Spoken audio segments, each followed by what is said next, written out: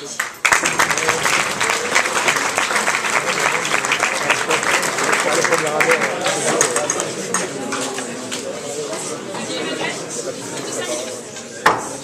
Messieurs, dames, bonsoir.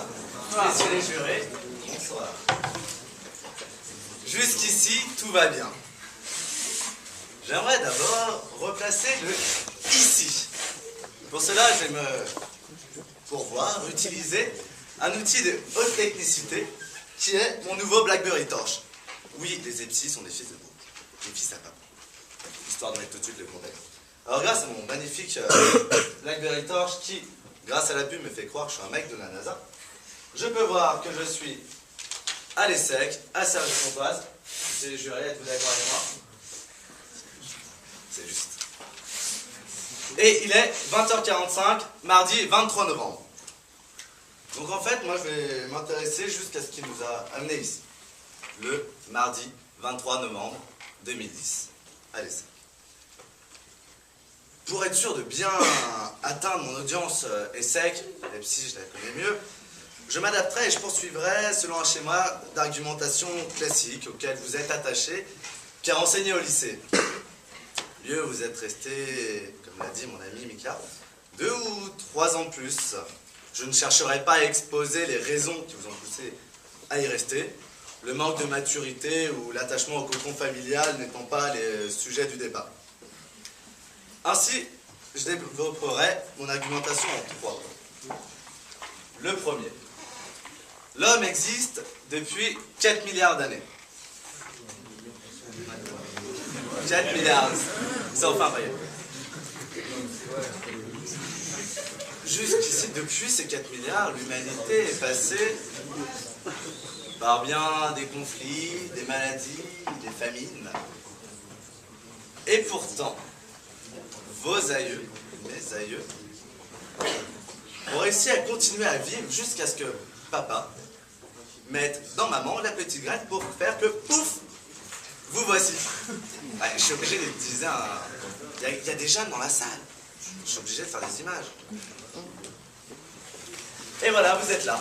Et comme l'a cité Guillaume Tassel, je vais encore reciter Darwin, qui, en 1859, dans De l'origine des espèces, nous a parlé de la survie de l'espèce. Oui, nous avons survécu jusqu'ici, et nous sommes là, vivants, en bonne santé. En bonne santé, excusez-moi. Donc j'aimerais dire que jusqu'ici, tout va bien. Enfin, ensuite, pardon, excusez-moi, c'est l'émotion. On a dernièrement, en 2008, je me souviens, c'était ma première année, j'étais exactement dans cette salle, j'étais en compte du truc. Je parle de moi, désolé. Le jury ne va pas apprécier. On nous parlait d'une crise économique sans précédent. Certains pessimistes dans les journaux prédisaient même la fin du capitalisme. On aurait été quand même sacrément dans la merde, nous qui étudions le commerce dans une école de business. S'il n'y avait plus rien. Aucune raison d'étudier ce que nous avons. Mais bon, ça s'est pas passé. Donc jusqu'ici, tout va bien. En janvier, il faut que je parte à l'étranger pour un stage, dans le cadre de mon cursus.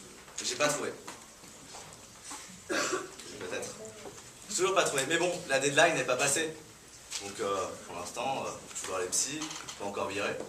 Jusqu'ici, tout va bien. Enfin, un autre truc, je continue dans mes phrases de la vie quotidienne pour illustrer mon propos. J'ai pas de copine. Le soir, c'est plus avec ma main droite que je m'amuse, mais bon, voilà. Mais bon, au moins ma main droite... Les carreaux. Non, pas carreaux. Il n'y a pas de jalousie, pas de migraine, et pas de dîner avec les beaux-parents.